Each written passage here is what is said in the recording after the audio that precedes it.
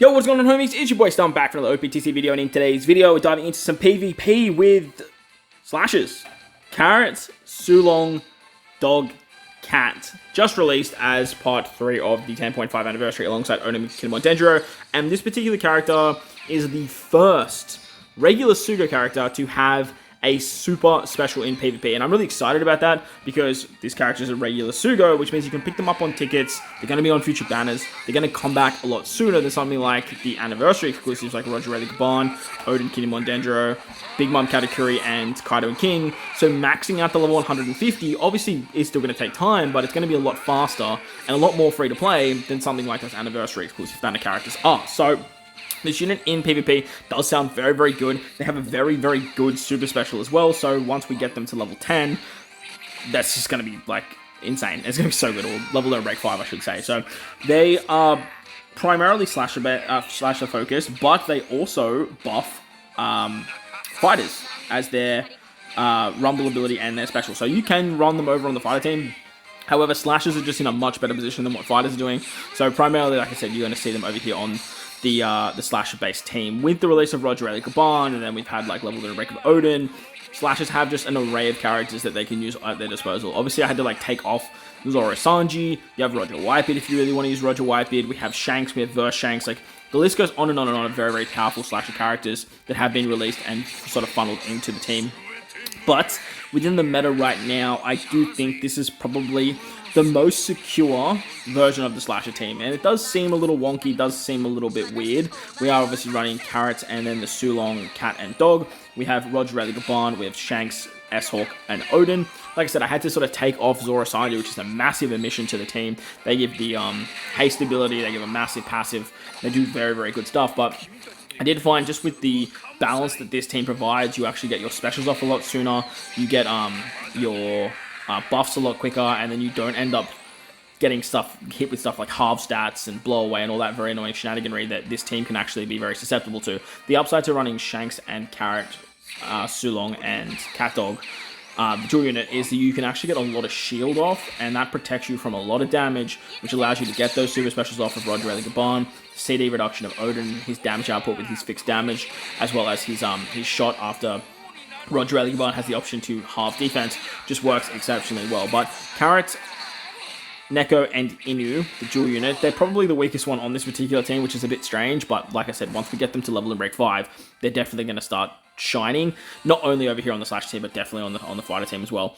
They're special on a 31-second cooldown, which, look, does seem a little bit high. Targets fighter and slasher team allies for speed up level 6, gives themselves a attack counter stance of 3 times, provoke for 30 seconds, and when the HP is 1% or below, targets the team for a level 5 shield. Now, getting below 1% HP does sound very, very challenging to do, and most of the time you're not going to see this ability. However, in their Rumble ability, they actually launch their special one time when KO'd. So when you get KO'd, you're below that 1% HP threshold. You're going to get the shield out for everyone, and then target fighter, slasher allies, attack and HP level 6, guard up level 5 for the passive as well. So you have that ability to give everyone attack, give everyone speed, and then give everyone a shield when you die, which is actually really nice. And as I mentioned, they are kind of the weakest character on this particular team.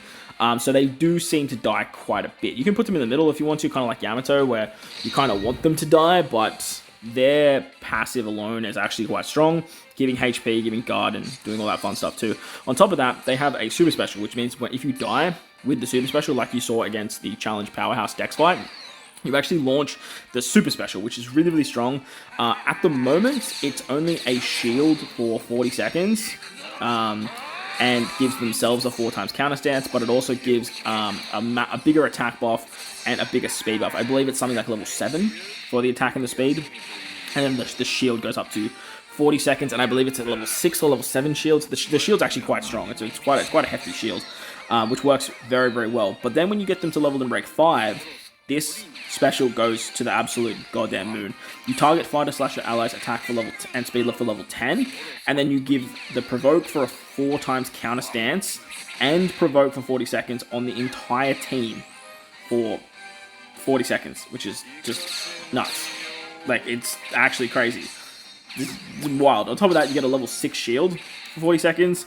So you've given everyone a 40-second level 6 shield. You've given everyone a counter stance. And because obviously, if they're around, they obviously have provoke. But if they're dying, the provoke doesn't matter.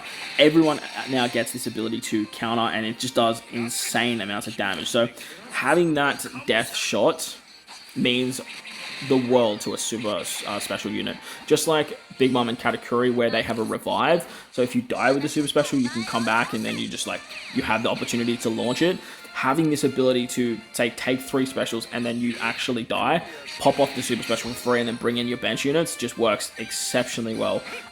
So whilst they're not exactly the be-all or end-all in the front lines, they just work exceptionally. They just work so well, because if they die, it's wild. At the moment, at level 1, like you're seeing here, it's not all that crash hot. You're basically just giving everyone a shield, which can work well for characters like S-Hawk, Roger Eligabon, and Shanks to sort of stay alive, keep using their specials, bypass defense that way. But as you can see here, if you get hit really hard, you're gonna die.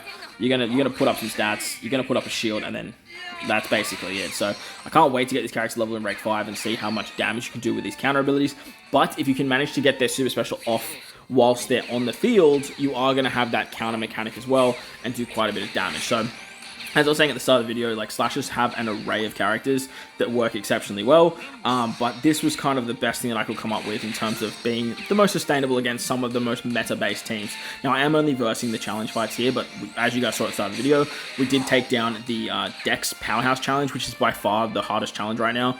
This particular side challenge is actually quite challenging too, with S-Bear and the Forced Out mechanics, so this was kind of impressive that we're doing so much damage here and we had so much stability. But as you can see, the shields from not only Carrot, Neko, and Inu, but from Shanks as well, just allow you to just get so much sustainability with a team like this, with S-Hawk and Roger Eligabon, with the amount of damage they can do as well.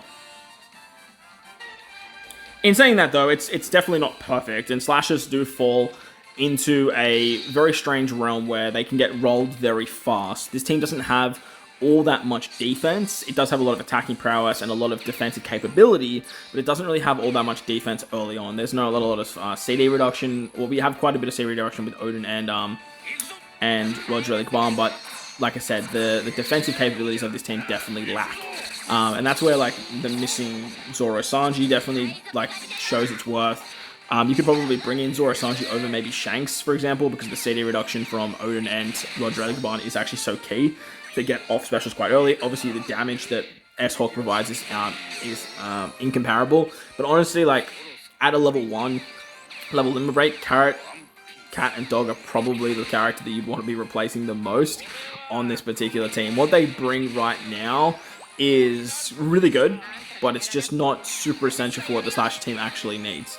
I do want to test it over in Grand Party, where we actually have a lot more stats at our disposal, and see what we can do there. But this particular shooter team actually rolled me really fast.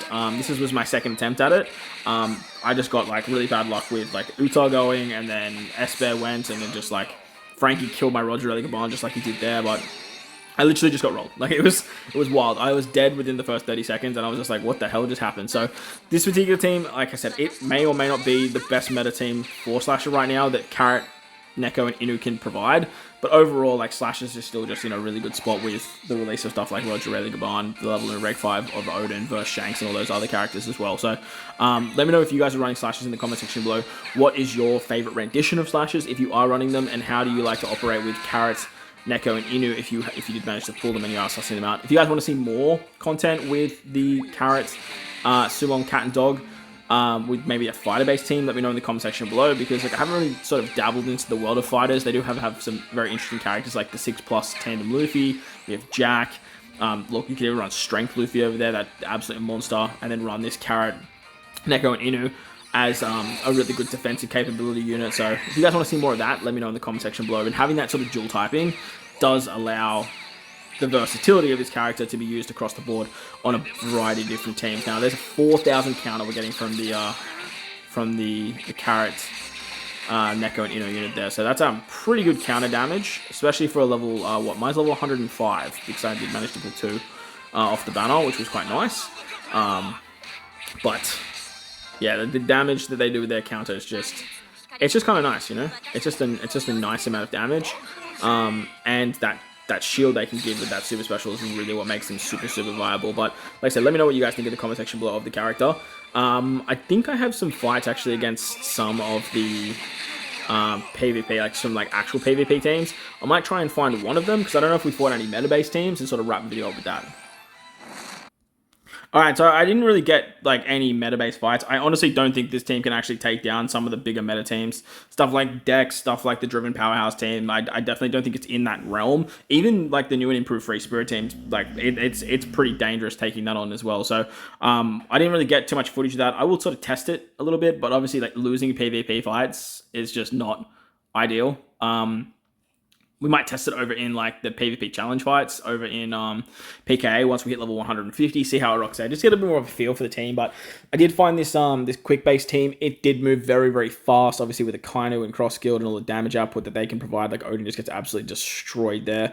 Like we have like a lot of attack, man. Like we have 30 attacks. So the team is very tailor-made to how much damage output it can do. The idea of it is we do want to move quite fast and then just utilize shanks to put up shields and stuff like that. But when another team moves faster than us, it is going to be a little bit challenging. Plus, if you die super quick with Carrot, Neko, and Inu like that, you only take 2 specials and they die, you are sort of stuck with that extra one. A character that has like a super special after 2 shots, like Roger Gaban does, and Big Mom Katakuri, it's way better than 3. 3 is so much harder to get than 2, especially like Kaido and King. They definitely struggle to get their super special. I found Odin, Kinemon, Dendro as well. They were one that was really hard to get their super special off. Once you get their super special off, it's a lot of damage and it works really well, but actually seeing it is way more valuable than it being absolutely incredibly broken, in my opinion anyway. So Roger Gaban, for me, from this celebration, obviously just seemed to be the pinnacle of like the better character out of everything. And that's usually the case. When part 1 comes out, that character is going to be the one that most people want to grab, want to hang on to, because that's going to be the most valuable moving forward, which I do like. It usually happens for most celebrations. Not to say that it always happens, but Big Mom Katakuri was also a really good shining light for the Driven Powerhouse team and how their super special actually operates. But let me know what you guys think of super special and the new slasher team down below. If you guys have any improvements, let me know down there as well. But while you're down there, bell the like button, hit the subscribe button, do all that good stuff for me. Most importantly, wherever you guys are in this beautiful world, please remember to enjoy the rest of your day. As always, homies, thank you all for watching, and I will catch you all in the next one. Let's